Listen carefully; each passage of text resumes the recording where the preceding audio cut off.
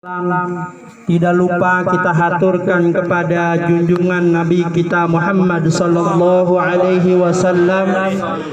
Mudah-mudahan dengan adanya Rasulullah sallallahu alaihi wasallam maka kita dapat gambaran menjadi apa yang diharapkan oleh Allah Subhanahu wa taala, yakni memperbaiki akhlak-akhlak kita dengan cara berkumpul seperti ini. Bapak Ibu yang dirahmati oleh Allah Subhanahu wa taala, pertama yang paling utama yang sama kita hormati Al-Mukarram Bapak Haji Rahmat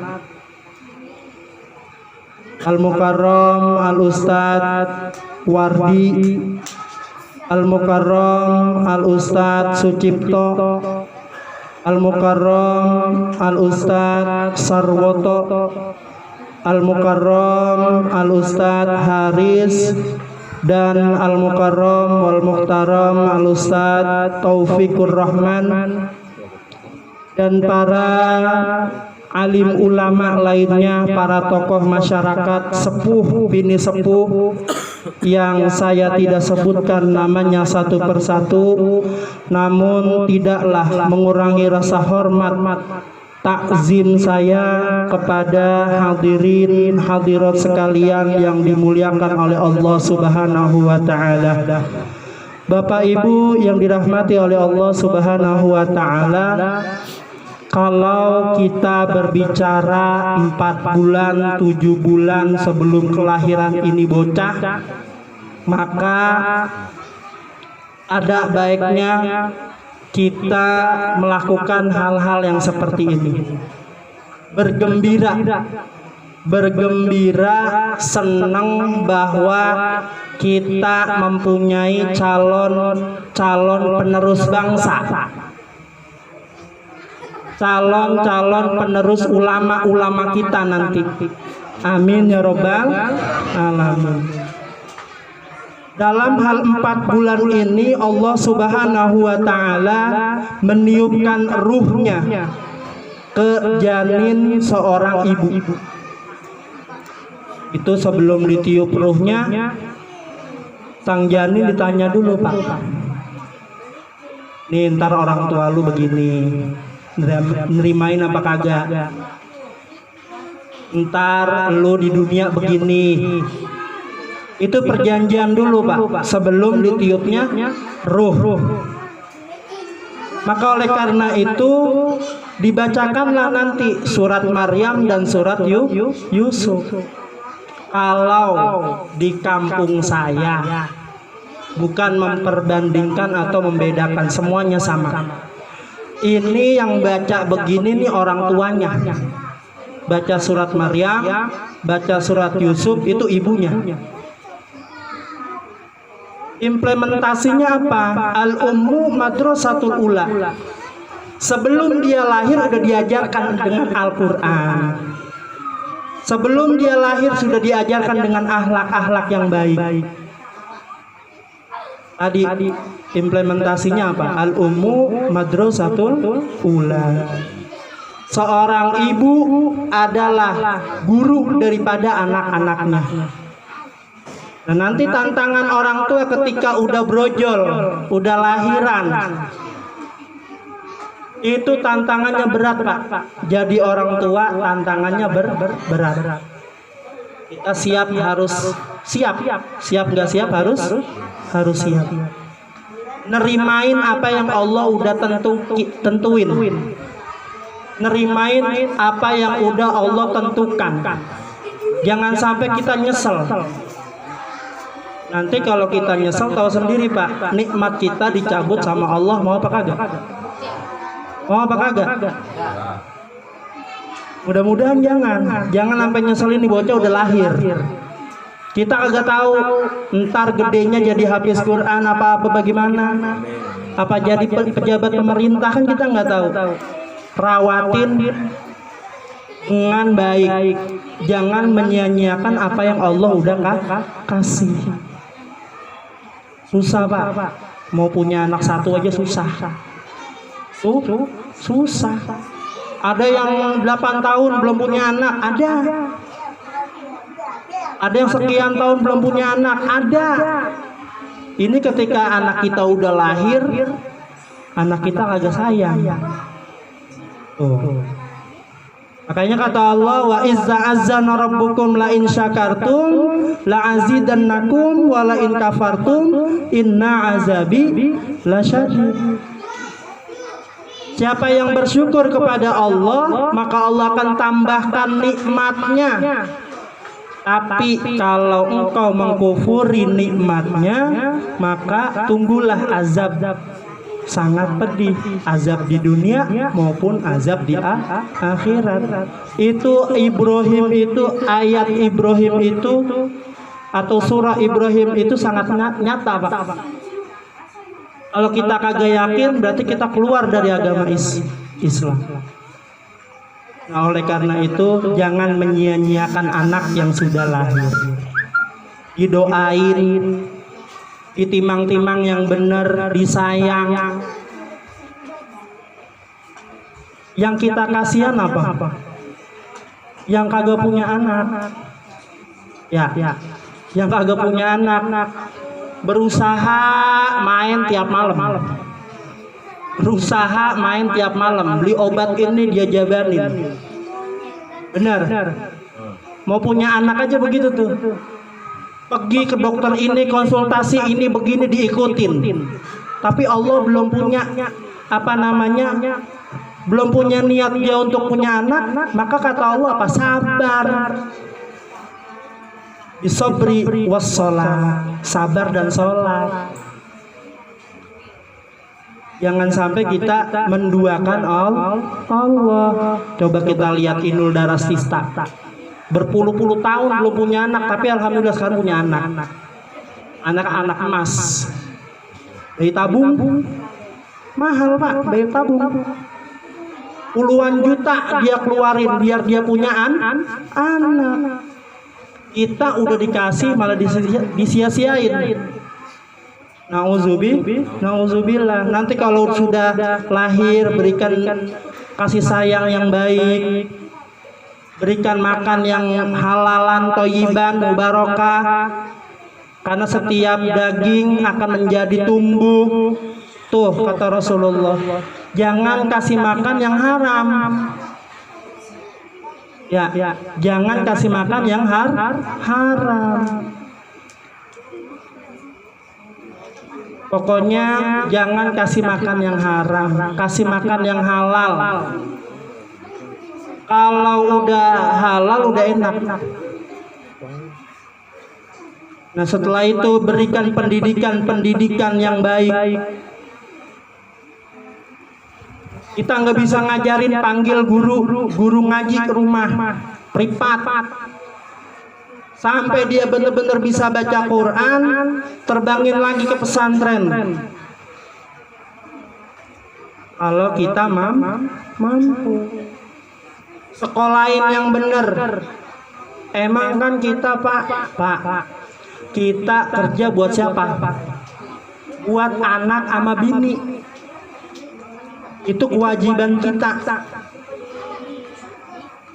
Kitanya kapan? Ntar diganti sama Allah rezeki kita. Bener. Apakah ntar anak kita udah gede kita diumrohin, dihajiin, diberikan fasilitas segala-galanya? Makanya anak kudu didoain. Nanti anak juga akan mendoakan orang tuanya.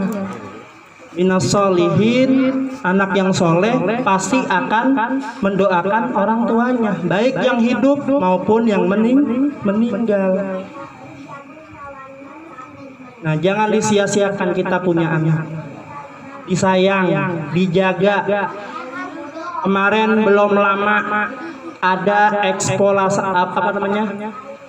anak itu dijadikan alat untuk dagang.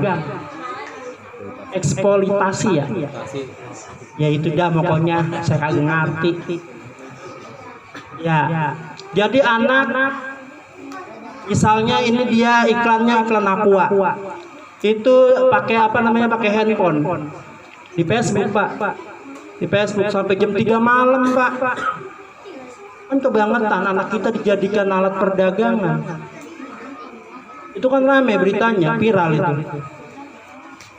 Anak itu bukan disuruh kerja, kita yang kerja orang tua.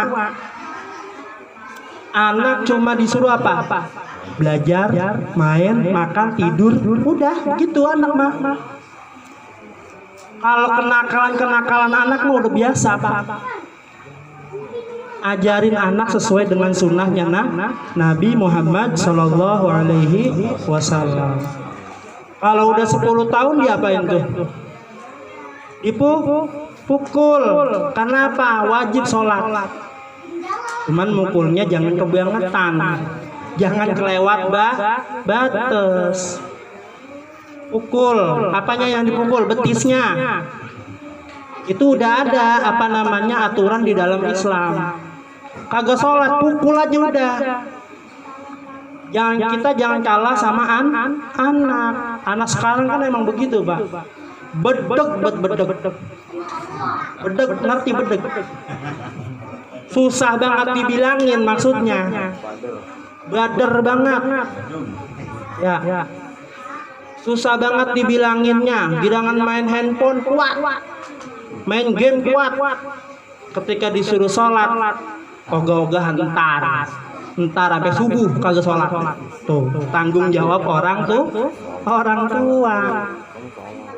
Ya, makanya oleh karena itu punya anak harus disayang. Jangan sampai disia-siakan. Jangan sampai kayak tadi kejadian tadi tuh. Anak disuruh dagang sampai jam 3 malam. Kalau kagak laku dagangannya dipukulin anaknya. Tuh. Bagaimana kagak susah orang tuanya aja begitu. Ya, ini mah bukannya nasehatin, bukan ngingetin. Ya Pak Ustadz, ngingetin doang, ngingetin. Jangan disia-siakan, apalagi menghardik anak yatim yang bapaknya kagak ada. Banyak di sini anak yatim. Banyak. Saya juga yatim. Kalau bisa satu orang biar anak yatim, sekolahin, ya kasih fasilitasnya, didik ya anak yatim juga, anak kita juga kan itu. Jangan dibilang anak orang, anak kita. Yatim itu anak kita. Kata Rasulullah, aku dan anak yatim seperti jari begini nih, gempet, berdua-duaan aja udah. Ntar di akhirat dipanggil anak yatim duluan di sorga. Makanya beruntunglah yang jadi anak yatim, karena disayang sama Nabi. Ya. Nah oleh karena itu didik anak kita, kasih sayang, berikan kasih sayang, tapi jangan berlebihan kasih sayangnya. Mentang-mentang anak sewatawayang terlalu lebay. Apa-apa kagak boleh anaknya disentuh, marah. Dicolek sama anak lain marah emaknya. Jadi emak sama emak berantem, bapak sama bapak berantem. Oh. Jangan berlebihan. Kita semua sayang sama anak kita. Sayang nggak Pak? Sayang. Tapi jangan berlebihan. Sayangi anak kita, insya Allah kita akan disayangi sama anak kita juga nantinya. Ya. Nah oleh karena itu doakan yang baik-baik anak kita. Jangan sampai kalau marah apa tahu dikata. Kan tadi udah dicontohin, al-ummu madrasatul ula, ibu dan bapak adalah pendidikan awal. Kalau anaknya ngomong binatang, kalau bapaknya emaknya ngomong binatang, anaknya juga begitu. Benar. Jadi jangan begitu ngomong aku kamu. Jangan berlaku kasar. Itu yang dicontohkan oleh Nabi kita Muhammad SAW. Pernah sewaktu-waktu Nabi lagi sholat. Pernah kali ya dengar ceritanya ya, Ustaz. Nabi lagi sholat. Ini Hasan sama Husain emang apa ya dikatakan Badar emang cucunya Rasulullah, kan kita nggak bisa ngomong begitu ya. Ya namanya anak-anak lagi sholat itu pas ruku digandulin aja itu engkongnya lagi sholat, digandulin aja itu sampai sujud kagak mau lepas dari engkongnya.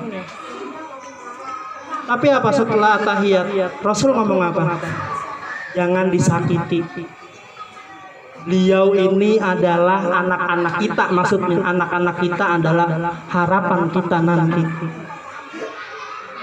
Ya, kadang kan kita digandulin sama cucu, sama anak udah gede. Ya, mak, ajan. Baru pulang kita kerja, Pak, duit Pak. Kita udah gede aja muka kita, udah capek. Jangan begitu. Kasih perhatian dulu, ajak main dulu. Nah begitulah Rasulullah tuh. Ya, oleh karena itu ngacunya kita ke Rasulullah Muhammad Sallallahu Alaihi Wasallam. Nah oleh karena itu Bapak Ibu yang dirahmati oleh Allah Subhanahu Wa Taala, dengan adanya 4 bulan ini nanti nyambung ke 7 bulan sampai lahir, tolong benar-benar dijaga. Ini untuk ayahnya dijaga nih, calon ayahnya nih, dijagain tuh emaknya. Jangan sampai terluka sekalipun. Harus dijaga 24 jam. Harus dijaga. Harus sayang juga. Jangan nanti sayang sama anaknya doang, sama emaknya juga harus sayang. Ya, bener nggak? Bener lah. Misalnya ngidam kepala kereta, turutin, biarin. Ya, kepala kereta, kepala botak, turutin. Kepala kakak meninggal. Ya. Nah, turutin aja udah. Emang kalau orang hamil kan begitu Pak katanya. Ya, mau minta buah asem, tapi yang di pohon, banyak. Di Malaka banyak. Ya, manjat dulu. Ya kalau udah dicolek mah udah. Yang penting kita sebagai seorang ayah, calon orang ayah harus sabar. Harus sabar. Membina keluarga yang sakinah, mawaddah warahmah harus sabar. Jangan dengar kata orang. Dikit-dikit kita dengar kata orang nih. Ya udah nggak beres udah hidup kita. Di mana sakinahnya, di mana mawadahnya. Udah komitmen aja kita suami istri. Komitmen. Ya. Kayak Bang Agus komitmen, kagak mau dia kawin lagi. Kagak mau dia kawin lagi. Lo takut? Iya. Boleh Pak katanya kawin lagi.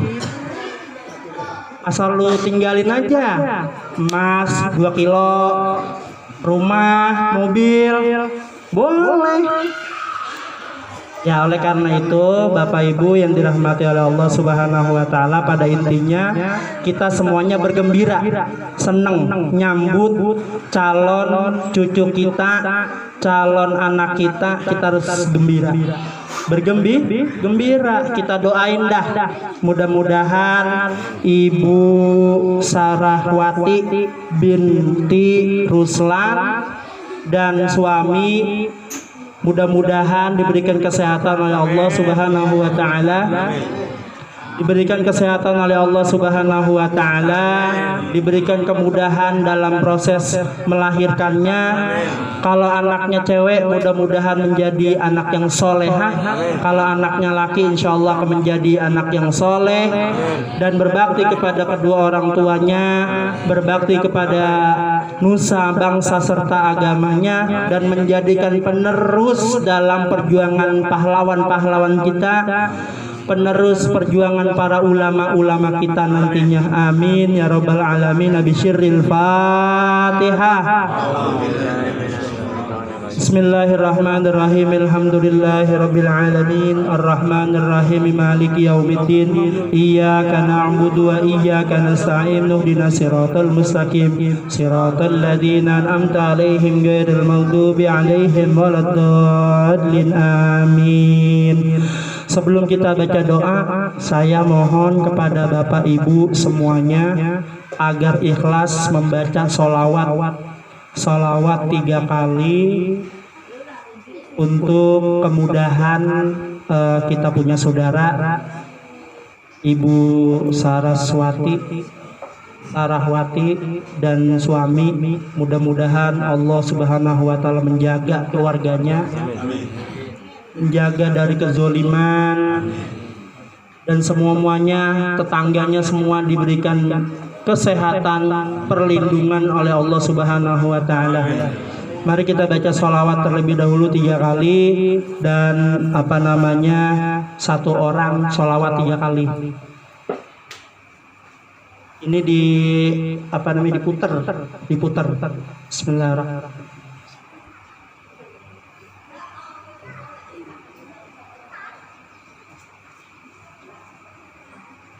Diputar.